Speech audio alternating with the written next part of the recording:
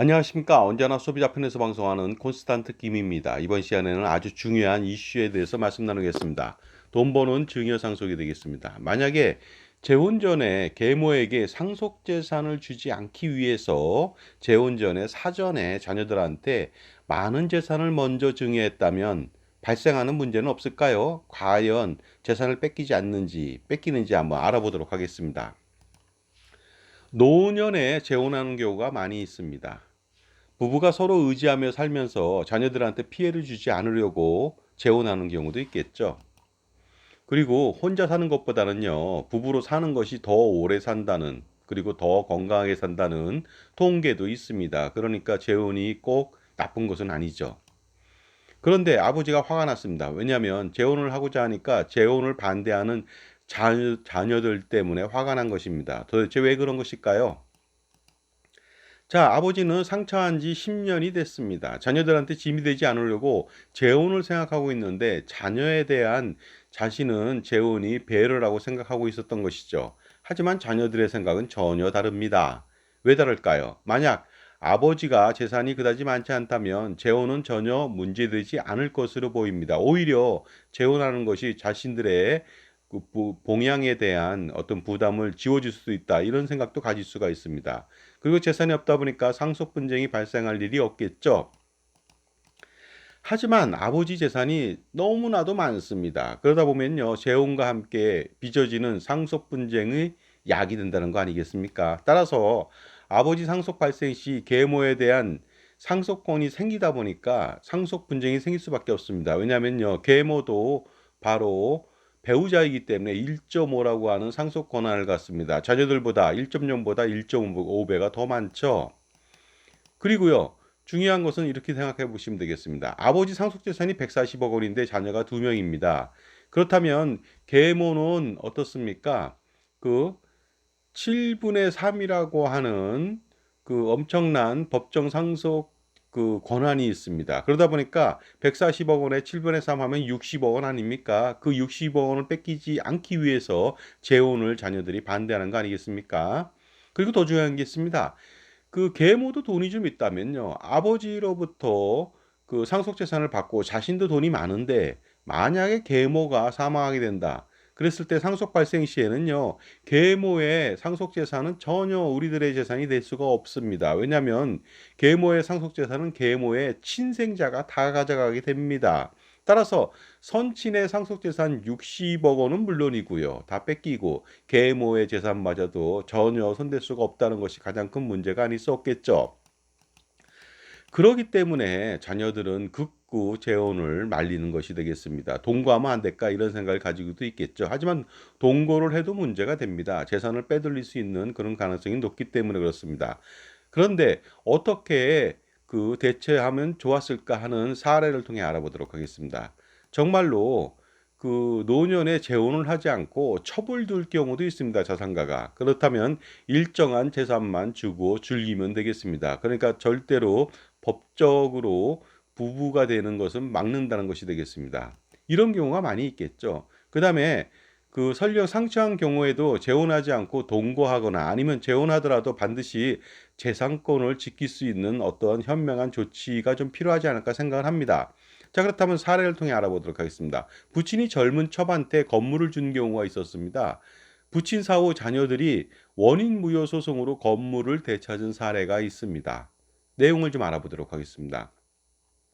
부친이 젊은 처한테 건물을 줬는데 소유권 이전 원인이 증여가 아닌 매매라고 적시되어 있기 때문에 문제가 발생된 것입니다. 증여였다면 아무 문제가 없습니다. 하지만 매매였는데 매매 알고 보니까 실질적으로 돈이 왔다 갔다 하지 않았습니다. 형식만 매매였지 실제 매매 대금이 오가지 않았기 때문에 법원에서는 이것은 무효라고 판결을 했죠. 실제로는 증여한 것인데 매매로 잘못 등기를 하는 바람에 자녀들이 모두 다 찾아왔다는 것이 되겠습니다. 이랬을 때 사실혼 관계의 처분 얼마나 억울하겠습니까?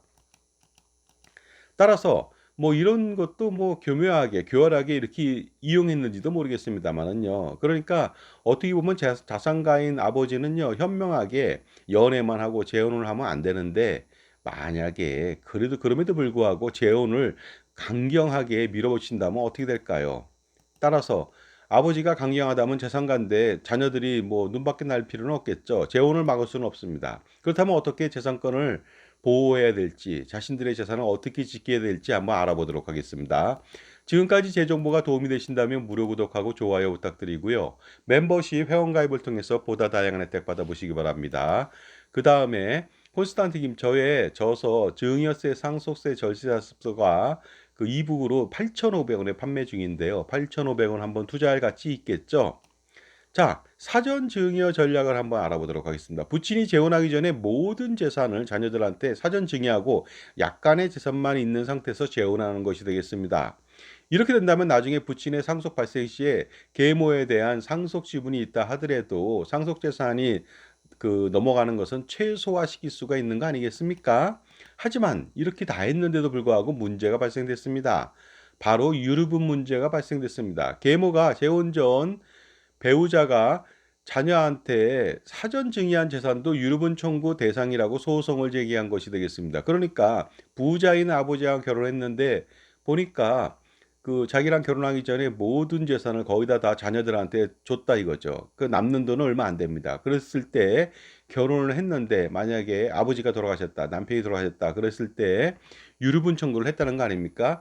그러니까 자기와 재혼하기 전에 사전 증여한 것도 유류분 청구 대상 재산이다 하고 청구를 한 것이 되겠습니다. 판결은 어떻게 됐을까요? 판결은 계모의 손을 들어줬습니다. 계모가 법정 배우자다 보니까요. 그 전에 일어난 건에 대해서도 유류분 청구 대상 재산이 된다고 판결을 내린 것이 되겠습니다.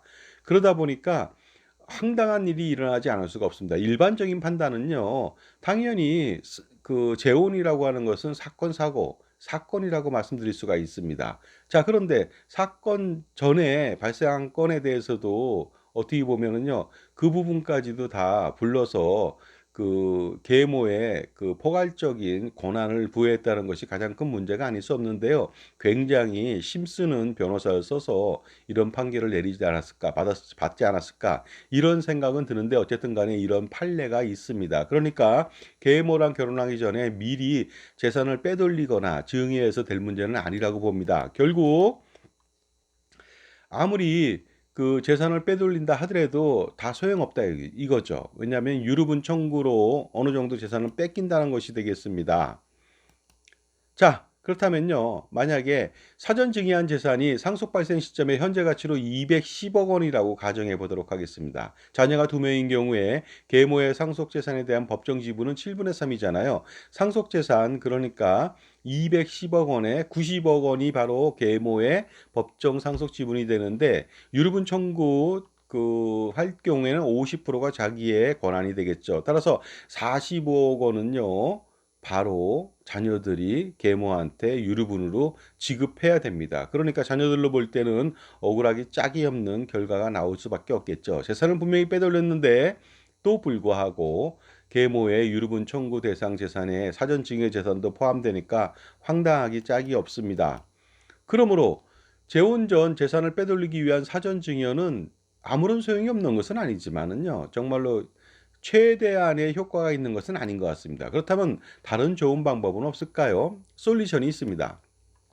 부친의 재산은 거의 다 사전 증여를 받고 나서요. 자녀들이 나중에 상속 발생됐을 때 자녀들이 상속 포기를 하면 되겠습니다. 이렇게 된다면요. 상속 포기라고 하는 것은 법률적 행위가 처음부터 상속인이 아니라는 의미이기 때문에 증여 재산에 대해서 유류분 청구는 애초부터 불가능합니다. 그러니까 가령 만약에 부친의 재산이 100억 원인데 100억 원 전부 다 증여받고 나서 나중에 상속 포기를 한다면 유류분도 발생되지 않는 것이 되겠습니다. 하지만 노후의 재혼은 심각한 후폭풍을 초래하기 때문에 주의할 필요가 있습니다.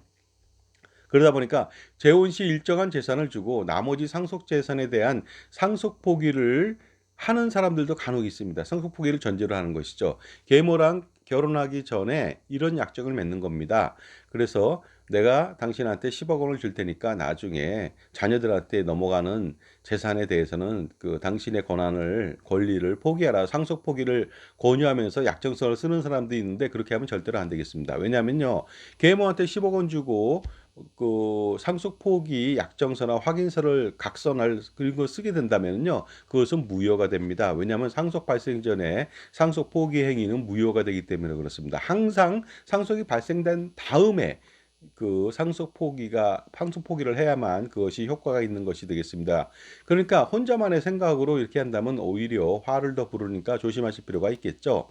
자산가라면 엄청난 고민 많은데 이거 한 방에 해결할 수 있습니다. 콘스탄트 김의 절세 전략하고요. 콘스탄트 김의 넥스트 제너레이션 플랜 한 방으로 해결할 수가 있습니다. 콘스탄트 김의 NGP 플랜은 할아버지, 아버지, 손자녀 3대에 걸쳐서 4대, 5대, 6대, 7대, 100년간, 200년간, 300년간 세금 우산을 펼쳐 제공할 수가 있는데 엄청난 세금을 절세할 수가 있습니다. 그래서요, NGP 플랜 반드시 자산가라면 실행해야 되겠죠. 그래서 한 달 동안은 제가 콘스탄트 김의 NGP 플랜 컨설팅 무료 상담해 드립니다. 010-5473-9327 콘스탄트 김한테 지금 전화 주신다면 현명한 할아버지 아버지로 거듭날 수가 있습니다. 상담 이후에 대부분 그 NGP 플랜을 실행하게 되는데 법인 설립부터 법인 운영, 그다음에 투자 포트폴리오, 그다음에 절세 전략 이 모든 것을 제가 처음부터 끝까지 다 집중적으로 지원 관리해 주니까 편안하게 저의 리포팅을 받으면서 편안하게 의사결정만 하면 되겠습니다. 자, 어떻습니까? 돈을 버는 것보다 더 중요한 것이 지키는 것입니다. 지키는 것인데요. 보통의 사람들은 바로 그 자신에 대해서 다음 세대까지 넘어가는 것만 신경 쓰는데요. 이처럼 3대, 4대, 5대까지 완벽하게, 거의 완벽하게 절세할 수 있는 방안 별로 없습니다. 거의 없다고 제가 보는데요. 바로 콘스탄트 김의 NGP 플랜 바로 신청하셔가지고 100년, 200년 동안에 확실한 세금 우산을 펼쳐 제공받아 보시기 바랍니다. 감사합니다.